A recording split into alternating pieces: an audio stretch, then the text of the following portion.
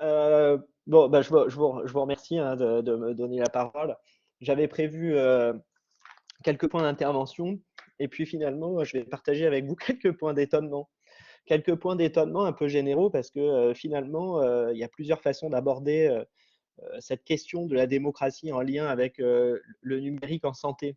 Et si vous voulez, une de mes premières sources d'étonnement au croisement de ces deux questions, c'est qu'on parle finalement très peu de démocratie. Voilà. Qu'est-ce que c'est que la démocratie en santé en lien avec le numérique? Moi, je vois peut-être plusieurs liens possibles. D'abord, une question dont on n'a pas parlé, et du coup, on pourrait le faire à partir, enfin maintenant, quoi, si vous avez des questions sur le sujet, c'est comment utiliser les outils numériques pour développer la démocratie en santé. Donc, on le voit, hein, je crois que parmi nous, là, parmi les participants, il y en a certains qui participent à Handifaction. Et Handifaction, c'est un baromètre de l'accès aux soins des personnes en situation de handicap, où les personnes elles-mêmes, sur une application, donc sur leur téléphone ou en ligne, peuvent remplir ce baromètre pour indiquer est-ce qu'ils ont pu accéder aux soins, dans quelles conditions, s'il y a eu des blocages, pourquoi, etc. Donc ça, c'est une utilisation typique, possible en tout cas, du numérique, des technologies numériques pour finalement faire appel directement aux personnes. Depuis chez soi, on peut remplir ce questionnaire et on envoie un message finalement aux autorités, mais aussi aux médecins, aux soignants, etc., sur la manière dont on a été pris en charge quand on est en situation de handicap.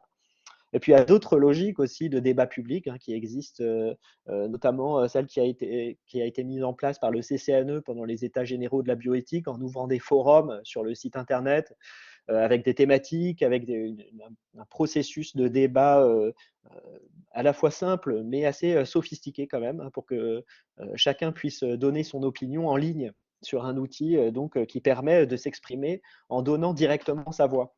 Donc c'est vrai que on l'a dit beaucoup, mais je pense que c'est exact. Le numérique, c'est une manière quand même de s'exprimer directement, d'envoyer directement un message. Alors ça, c'est une première dimension peut-être de la manière dont la démocratie peut s'articuler avec le numérique. Et pourquoi pas le numérique en santé? Est-ce qu'il s'agirait de mettre en place, de développer de tels outils? Eh bien, en tout cas, on voit avec Handifaction l'utilité hein, de ce type d'outils pour développer des politiques publiques pertinentes, en tout cas pour l'accès des personnes en situation de handicap ou vulnérables, euh, voilà, pour développer cet accès aux soins, un meilleur accès aux soins. L'autre logique de la démocratie en santé, à travers les outils numériques, c'est de prendre chaque outil numérique et de créer une grille d'évaluation ou de réfléchir, est-ce que finalement cet outil est un outil qui promeut la voix du patient? Est-ce que c'est un outil qui permet de donner son consentement de manière claire? Est-ce que c'est un outil qui permet de participer à la recherche type open science ou recherche participative en permettant de fournir ces données pour participer à la recherche, tout un tas de critères comme ça. Moi, je vois surtout deux grands critères qui permettraient de juger de cette démocratie en santé à travers les outils. C'est tout d'abord, est-ce que ces outils respectent les conditions de possibilité d'un régime démocratique? Ça, c'est une bonne question. Est-ce qu'ils respectent les conditions de possibilité d'un régime démocratique? Donc, je le disais, le consentement, le respect de l'intimité, heu, voilà, de la séparation de la sphère privée et de la sphère publique, qui est constitutive effectivement de l'espace public démocratique et qui est fondamentale. Tout un tas de dimensions comme ça qui me semblent très importantes, quoi, finalement, et qu'on pourrait s'amuser à lister, hein. Je ne vais pas le faire maintenant, mais si vous voulez, dans la discussion, on peut tout à fait le faire. Et puis, donc ça, c'est au niveau de la conception de l'outil qu'on doit réfléchir à ce type d'éléments. Et puis, au niveau de l'utilisation de l'outil, est-ce que cet outil respecte un mode de vie démocratique? Parce que finalement, la démocratie, c'est plusieurs choses, hein. C'est les conditions de possibilité de la démocratie, c'est-à-dire un régime de respect des droits individuels, c'est-à-dire ne pas être soumis à l'autorité de l'État de manière arbitraire. Puis, effectivement, la possibilité de s'exprimer et que sa voix soit entendue dans un espace public, pluraliste. Et puis, c'est aussi un mode de vie, un mode de lien entre les personnes, un mode de société, quoi, une forme de création de lien social. Et c'est là que, on peut se poser la question aussi, par exemple, avec l'utilisation de robots en EHPAD, de robots accompagnants, type, Paro ou Nao. Voilà, donc là, c'est plutôt, des enjeux éthiques, qui concernent, l'accompagnement de l'utilisation de tout un tas, d'objets, numériques dans le cadre du soin et de l'accompagnement des personnes et notamment des personnes vulnérables.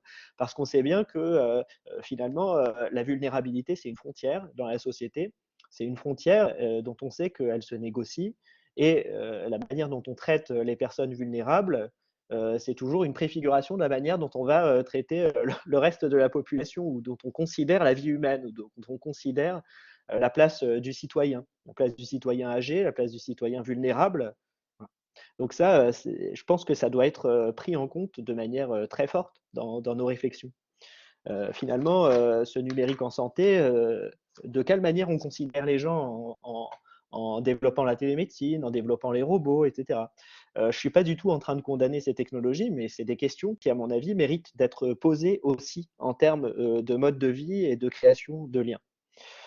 La deuxième source, peut-être, d'étonnement ou en tout cas de questionnement autour des enjeux, démocratiques du numérique, c'est, le fait que, finalement, quand on dit le numérique en santé, on va, parler de tout un tas de technologies extrêmement différentes.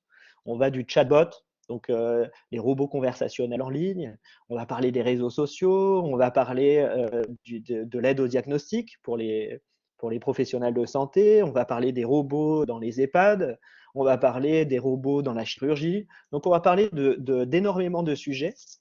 Heu, ce qui ajoute, finalement à une forme de confusion. C'est-à-dire que, est-ce que, il y a une pertinence à parler du numérique avec un N majuscule dans, le champ, de la santé? Ça, c'est une question qui me semble, finalement importante. Est-ce qu'il ne faudrait pas découper, davantage, les sujets et les enjeux? Parce que c'est des technologies qui portent en elles des enjeux très différents et finalement, en parlant de numérique en santé de manière très large, comme ça, je me demande, c'est un questionnement, hein, je n'apporte pas de réponse ce soir, mais je me demande si c'est pas une forme de, comment dire, heu, une manière pour nous, de considérer, la technologie dans son ensemble comme, comme, pouvant répondre à toutes, nos demandes, quoi.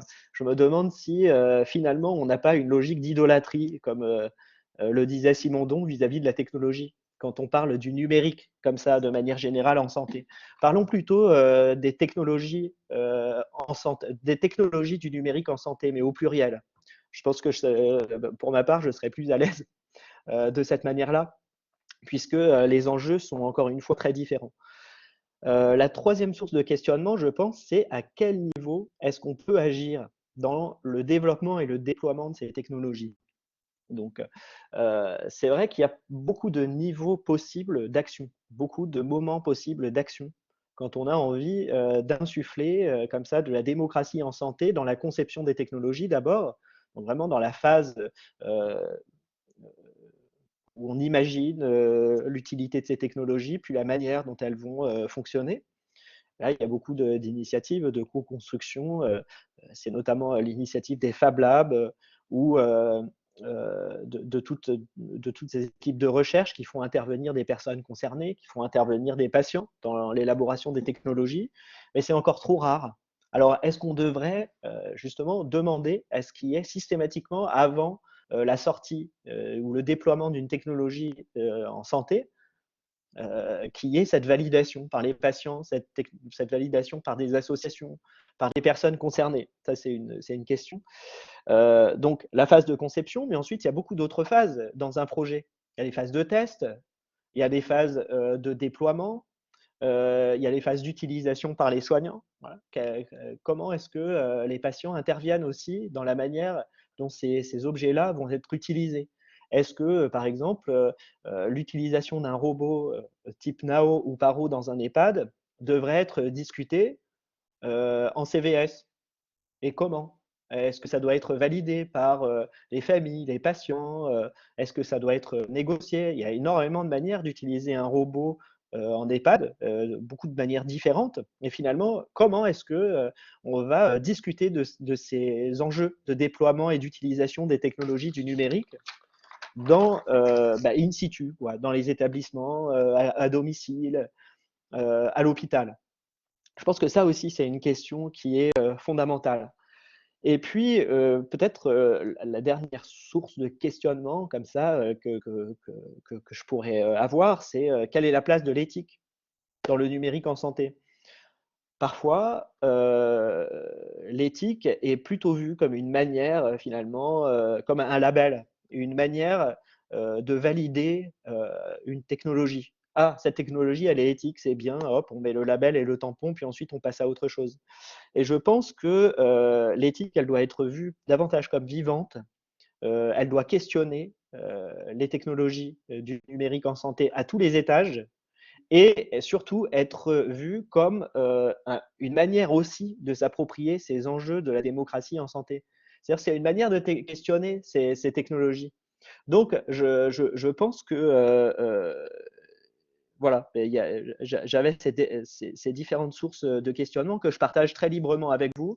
Voilà, on est en petit comité finalement. Je pense que c'est le bon lieu pour pouvoir s'exprimer à la fois librement et puis lancer des sujets plutôt que d'essayer de fournir des réponses.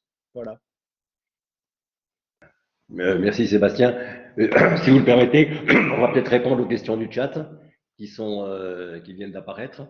La première question de Madame Elkobi, savoir question à laquelle je ne peux répondre, mais peut-être que vous-même ou Emmanuel pourrez répondre à cette question de la maturité, ces réflexions dans d'autres pays.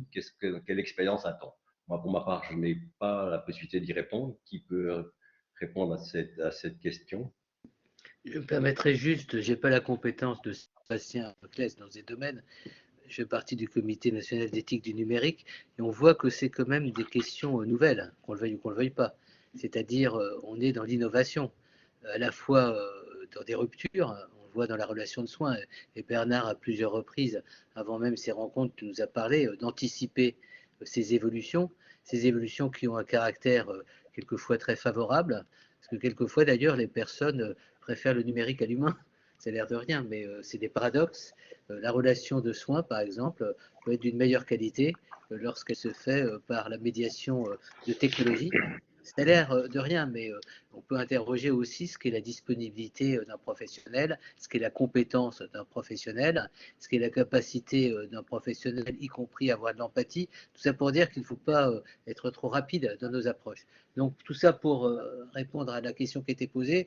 On relaiera bien sûr ce qui se fait dans d'autres pays, mais je pense que les uns et les autres sont confrontés aux mêmes enjeux, c'est-à-dire à un champ disciplinaire complexe, très innovant. Il y a à la fois, je pense, que c'est à distinguer tout ce qui relève de la relation de soins, tout ce qui relève aussi du diagnostic. À mon avis, c'est quelque chose d'important, notamment lorsqu'on recourt au diagnostic, à tout ce qui est intelligence artificielle, à l'algorithme.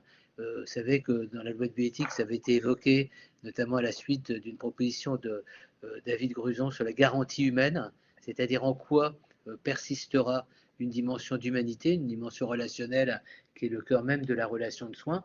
Puis vous avez ce qui a été évoqué aussi tout à l'heure, à juste titre, par Jean-François, tout ce qui est autour de la recherche biomédicale, des performances de la recherche, du brassage de données, enfin tout ce qui se met en place avec les big data depuis un certain nombre d'années dans le domaine de la santé, mais on aurait pu évoquer le domaine de la prévention aussi, d'une certaine manière, et c'est effectivement toute une intelligence, toute une intelligibilité qui se déploie aujourd'hui. La vraie question, à mon avis éthique, c'est est-ce qu'on peut réguler? Et si on régule, et ça a été évoqué aussi par Sébastien, quel type de normes, quel type de valeurs produire? Est-ce qu'il faut être innovant? C'est une question qu'on se posera, à mon avis, et qui aboutira aussi à des propositions dans le cadre de notre travail pour le 3 juin. Est-ce qu'il faut être innovant en matière d'éthique? Je ne suis pas certain, ça a été tout à l'heure évoqué, mais on ne va pas le détailler maintenant, mais la notion du consentement, la notion, effectivement, de la confidentialité, il y a tout un ensemble de grands principes qui sont peut-être à revisiter. Et comment être bienveillant, tout à l'heure, ça a été aussi évoqué par Sébastien, comment être bienveillant tout en pouvant recourir à des techniques. Juste un point qui m'a frappé, je me promenais pas plus tard que dimanche avec ma chère épouse et je vois devant une pharmacie parisienne qu'il y avait la possibilité maintenant d'avoir des consultations à distance dans une pharmacie. Et donc, ça m'a beaucoup frappé. C'est-à-dire, c'était nouveau pour moi.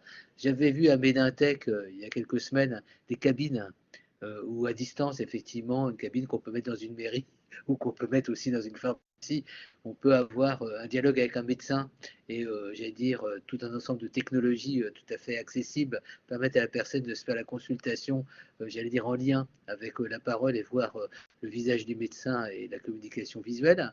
Mais ça m'avait beaucoup frappé. J'ai l'impression qu'il faut aussi qu'on se prépare à des inattendus.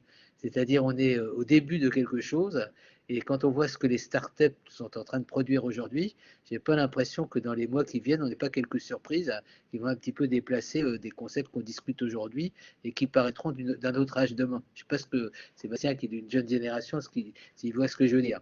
Il ne faudrait pas qu'on appréhende ces questions innovantes, disruptives, uniquement avec un mode de jugement ancien. Il faut vraiment qu'on s'adapte. Tout n'est pas pour autant autorisable, mais il faudra qu'on ait une plasticité aussi dans le domaine de l'éthique, une adaptabilité, et on sera ridicule, surtout que ça se passe au niveau international, si on érige des règles trop formalistes qui seraient absolument inadaptées. Donc ça demande vraiment un travail de fond. C'est pour ça que ce DU sur l'éthique du numérique en santé est quelque chose d'important, c'est-à-dire avoir des lieux où on en parle.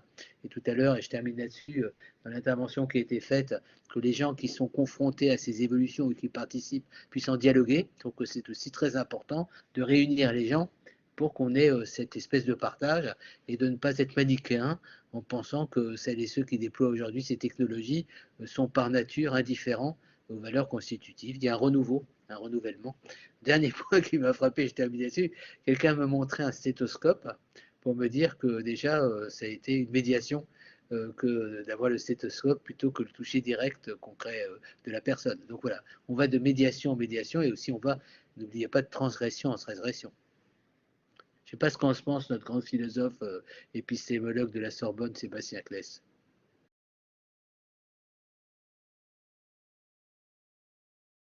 Je ne sais pas si vous m'entendez. Oui, Ouais.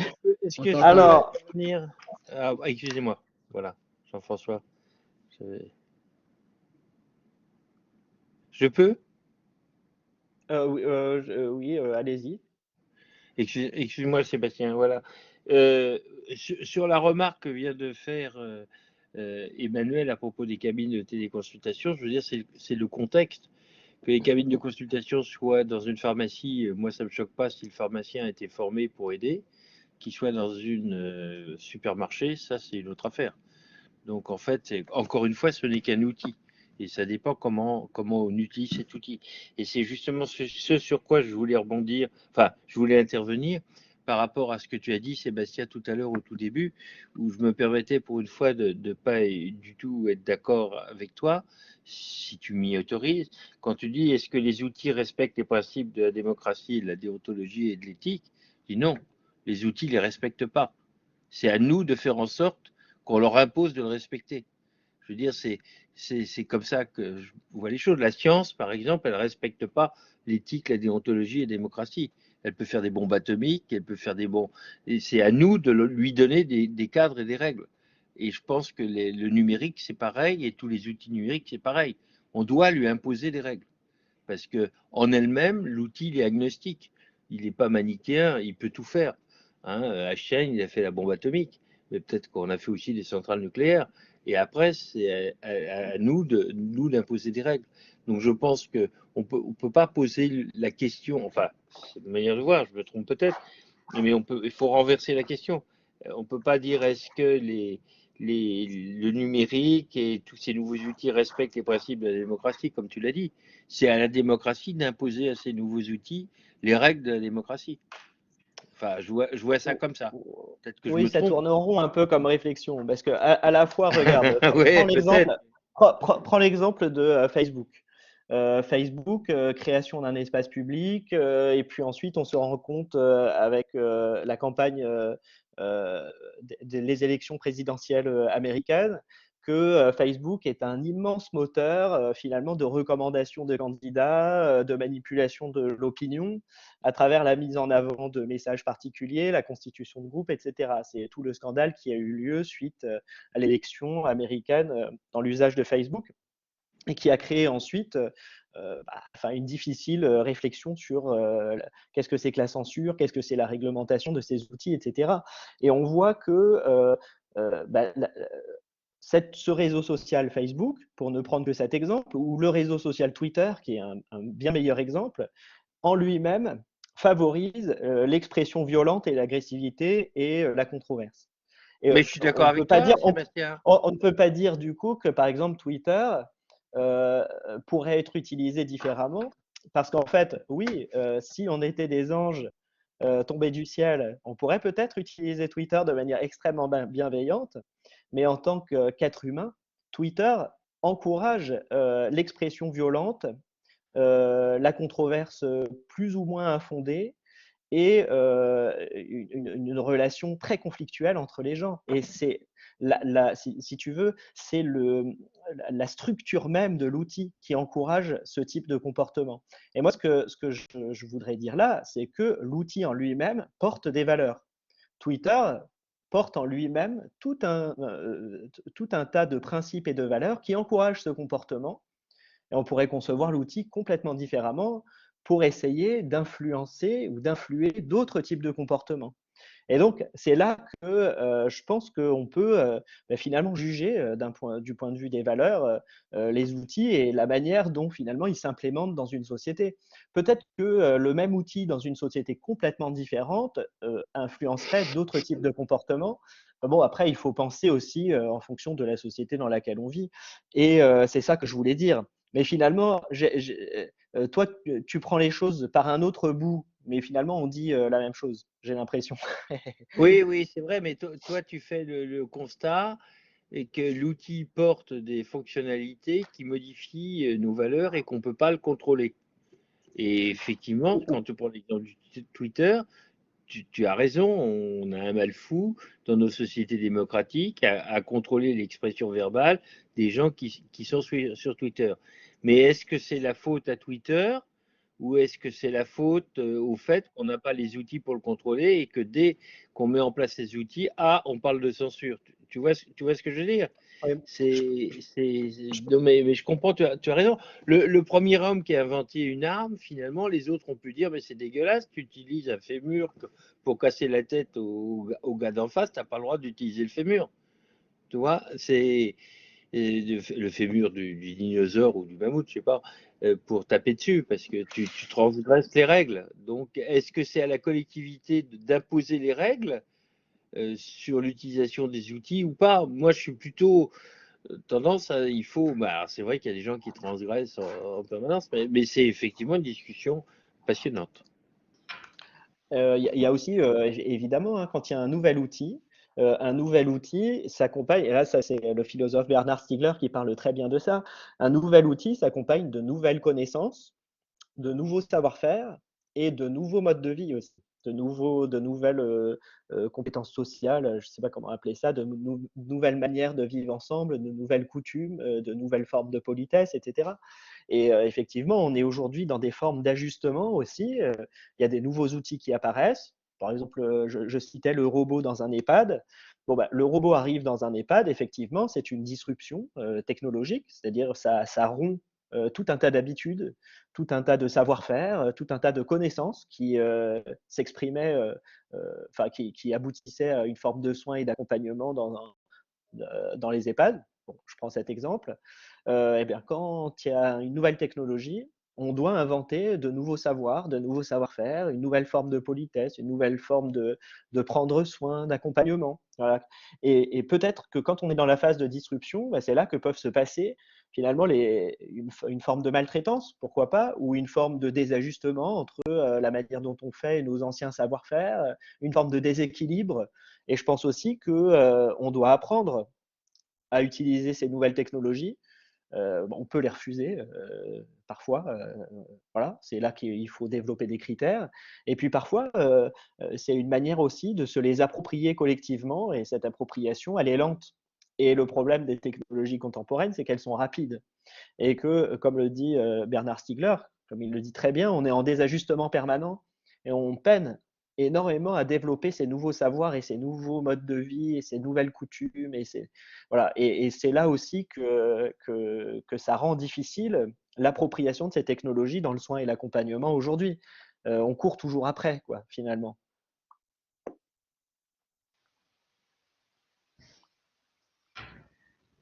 Merci Sébastien de cet éclairage. Bien, je crois que le temps passe. Y a-t-il encore quelqu'un veut-il encore intervenir? Et Emmanuel, est-ce que tu veux intervenir?